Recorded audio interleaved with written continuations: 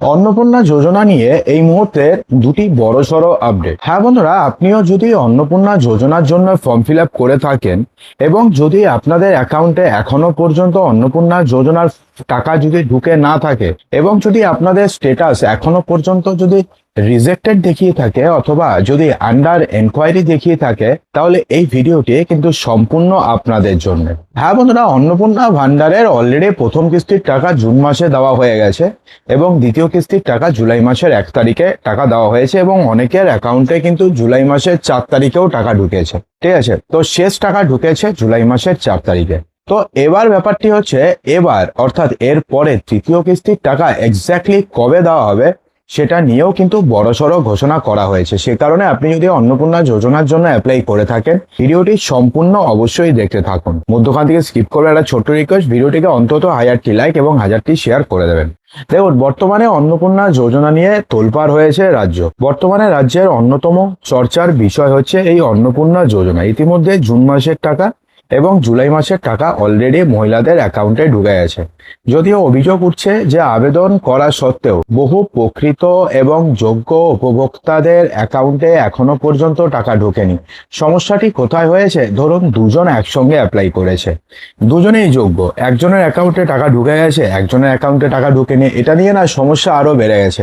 সবাই ভাবছে যে ওই আমার সেম হয়, আমরা দুজনের সেম, কিন্তু ওর অ্যাকাউন্টে টাকা ঢুকলো, আমার অ্যাকাউন্টে টাকা ঢুকলো না, এবার আমি কি করব? তাহলে তাহলে আমি টাকা পাবো না?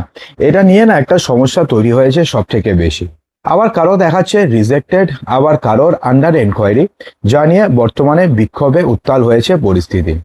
এরই মধ্যে রাজ্যের নারী, শিশু এবং সমাজ কল্যাণ দফতরের স্বাধীন দায়িত্বপ্রাপ্ত মন্ত্রী মালতী রায় কোচবিহার থেকে যোগ্য উপভোক্তাদের আশ্বস্তি করে বলেছেন যে আমাদের সরকারের বয়স মাত্র 2 মাস, একটু সময় দিন, যারা যোগ্য তারা সরকারের সহযোগিতা পাবেন।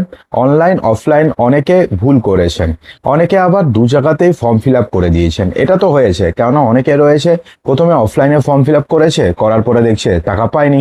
যারা অনলাইনে করেছে তারা পেয়ে গেছে, তারা কি করেছে আবার অনলাইনে গিয়েও অ্যাপ্লাই করেছে। কিন্তু নর্মালি কি হয়, কেউ যদি অফলাইনে একবার কেউ যদি অ্যাপ্লাই করে থাকে এবং তার যদি ফর্ম ফিল আপ হয়ে গিয়ে থাকে, অফলাইনে যদি তার ফর্ম আপলোড হয়ে গিয়ে থাকে, তাহলে নর্মালি সে যদি চেষ্টাও করে সে আর অনলাইনে ফর্ম ফিল আপ করতে পারবে না। ঠিক আছে, অনলাইনে যখনই সে ফর্ম ফিল আপ করতে যাবে তখনই দেখাবে যে ওই আধার নম্বর দিয়ে অলরেডি একটা অ্যাপ্লিকেশন জমা পড়েছে। তো সেক্ষেত্রে কেউ যদি একবার অনলাইনে অ্যাপ্লাই করে থাকে, তার নামে যদি আবার অফলাইনে ফর্ম জমা পড়ে, তাহলে সেও আর ফর্ম ফিল আপ করতে পারবে না। অর্থাৎ একজনের নামে দুটো অ্যাপ্লিকেশন আইডি তো বর্তমানে জেনারেট হচ্ছে না। সেটা নিয়ে কোনো সমস্যা নেই। যদি আপনি অনলাইনে অ্যাপ্লাই করে থাকেন অথবা অফলাইনেও অ্যাপ্লাই করে থাকেন, দুটোতেই যদি করে থাকেন, তাহলে যে কোনো একটাই অ্যাপ্রুভড হয়েছে এবং একটাই গ্র্যান্টেড হয়েছে এবং একটাই অ্যাপ্লিকেশন নম্বর জেনারেট হয়েছে। তিনি বলেছেন যে যোগ্য মা বোনেরা অন্নপূর্ণার টাকা পাবেন বলে আশ্বস্ত করেছেন তিনি।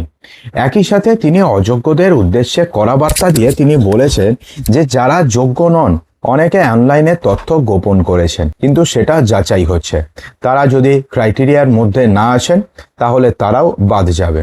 অর্থাৎ দিকে দিকে যে অভিযোগ উঠছে যে অযোগ্যরাও এই প্রকল্পের সুবিধা পাচ্ছেন, সেই বিষয়ে এবার হুঁশিয়ারি দিয়েছেন মন্ত্রী মালতী রায়। দেখুন, এটা কিন্তু মুখ্যমন্ত্রী শুভেন্দু অধিকারীও স্পষ্টভাবে বলে দিয়েছেন যে আমাদের সরকারের বয়স মাত্র 2 মাস। যে ক্ষেত্রে লক্ষ্মীর ভান্ডার যখন শুরু হয়েছিল তখন প্রথম টাকা ক্রেডিট করতে সরকারের প্রায় 9 মাস সময় লেগে গেছিল এবং এক্ষেত্রে মাত্র 2 মাসের মধ্যে 1,20,00,000 মহিলাদের অ্যাকাউন্টে বর্তমানে টাকা ঢুকে গেছে এবং প্রায় আরো 80 লক্ষ থেকে 90 লক্ষ অ্যাকাউন্টে টাকা ঢোকা বাকি রয়েছে। কারণ লক্ষ্মীর ভান্ডারের বেনিফিশিয়ারি ছিল 2,20,00,000। তার মধ্যে ধরুন 20 লক্ষ এমন নাম রয়েছে যাদের নাম অলরেডি খসড়া ভোটার তালিকাতে বাদ চলে গেছে। অর্থাৎ তারা তো আর কোনোভাবে আর অন্নপূর্ণা ভান্ডারের জন্য অ্যাপ্লাই করতে পারবে না। অর্থাৎ সেক্ষেত্রে প্রায় 20 লক্ষ নাম বাদ চলে গেল এবং আরো প্রায় 10 লক্ষ এমন নাম রয়েছে যাদের নাম ধরুন যারা ছেলে হওয়া সত্ত্বেও যারা লক্ষ্মীর ভান্ডারের টাকা পেত, অথবা ধরুন যাদের নামে ভুল থাকা সত্ত্বেও বা যারা ক্রাইটেরিয়ার মধ্যে না পড়া সত্ত্বেও তারা লক্ষ্মীর ভান্ডারের টাকা পেত। যেমন এবার বলা হয়েছে এসএসকে হোক, এমএসকে হোক, কিংবা শাখা কিংবা আশা কর্মীরা হোক, তারা কেউ বর্তমানে অন্নপূর্ণা যোজনার টাকা পাবে না এরা মিলিয়ে। এবং অনেকে রয়েছে যারা রাজ্য সরকারি চাকরি করত, যারা কন্ট্রাকচুয়াল চাকরি করত, তারাও লক্ষ্মীর ভাণ্ডারে টাকা পেত, এদের নামও বাদ চলে যাচ্ছে। অর্থাৎ সব মিলিয়ে এখানে প্রায় 10 লক্ষ থেকে 12 লক্ষ নাম বাদ চলে যাচ্ছে। অর্থাৎ সব মিলিয়ে অন্নপূর্ণা ভাণ্ডারের বেনিফিশিয়ারি 1,80,00,000-এর বেশি হওয়ার কথা নয়, যার মধ্যে অলরেডি 1,20,00,000-এর অ্যাকাউন্টে টাকা ঢুকে গেছে। অর্থাৎ আর বাকি মোটামুটি 60 লক্ষ রয়েছে, যেটা বলা হয়েছে যে আমাকে আর মাত্র 2 মাস সময় দিন, তার মধ্যে প্রত্যেকটি যোগ্য মহিলাদের অ্যাকাউন্টে এই টাকা ঢুকে যাবে। অর্থাৎ এই যে অন্নপূর্ণা ভাণ্ডারের টাকা ঢুকে যাবে। কিন্তু এক্ষেত্রে না বলা হয়েছে যে যোগ্যদের অ্যাকাউন্টে, ঠিক আছে, কিন্তু এক্ষেত্রে যোগ্য কারা সেটা নিয়ে কিন্তু এখনো পর্যন্ত কিছু বলা হয়নি, ঠিক আছে। তো এখন ব্যাপারটি হচ্ছে আপনাদের মধ্যে যাদের স্ট্যাটাস আন্ডার এনকোয়ারি দেখাচ্ছে এবং যাদের স্ট্যাটাস এখনো পর্যন্ত রিজেক্টেড দেখাচ্ছে, তাদের কিন্তু ভেরিফিকেশন হচ্ছে। দেখুন অলরেডি অনেকের অ্যাকাউন্টে মানে যে স্ট্যাটাস রয়েছে সেটা কিন্তু চেঞ্জ হওয়া শুরু হয়েছে। অনেকে যারা আগে রিজেক্টেড ছিল তাদেরটা বর্তমানে অ্যাপ্রুভ চলে এসছে, এবং অনেকে যাদের আন্ডার এনকোয়ারি ছিল তাদেরটাও অ্যাপ্রুভ চলে এসছে। অ্যাপ্রুভড হওয়া মানে আপনাদের কাজ শেষ, অর্থাৎ আপনাদের আর কোনো কিছু করতে হবে না, আপনাদের অ্যাপ্লিকেশন অ্যাপ্রুভ হয়ে গেছে।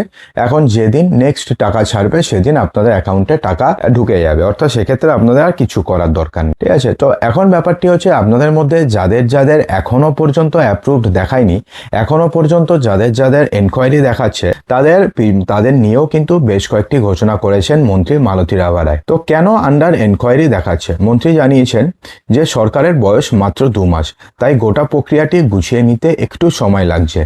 অনেকেই ভুল করে অনলাইন এবং অফলাইন দু জায়গাতে ফর্ম জমা করে দিয়েছেন। বর্তমানে সেই ডবল এন্ট্রি বা ভুল ত্রুটিগুলোই যাচাই করার কাজ চলছে। কিন্তু এটা অনেকাংশে ঠিক, অনেকাংশে কিন্তু এটা নিয়ে একটা বিভ্রান্তি রয়েছে।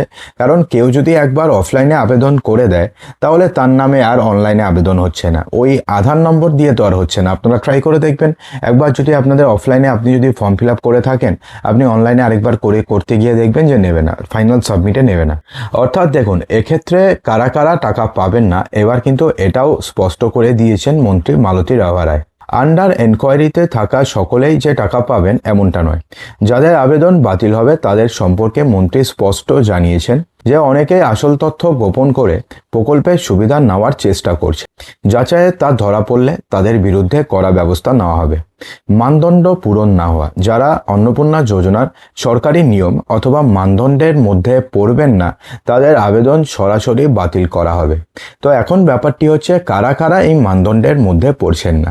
দেখুন যারা সরকারি চাকরি করে এবং যারা অলরেডি যারা অন্নপূর্ণা ভাণ্ডারের জন্য অ্যাপ্লাই করেছেন তাদের নাম তো বাতিল হবে, কারণ তারা কোনোভাবে মানদণ্ডের মধ্যে পড়েন না।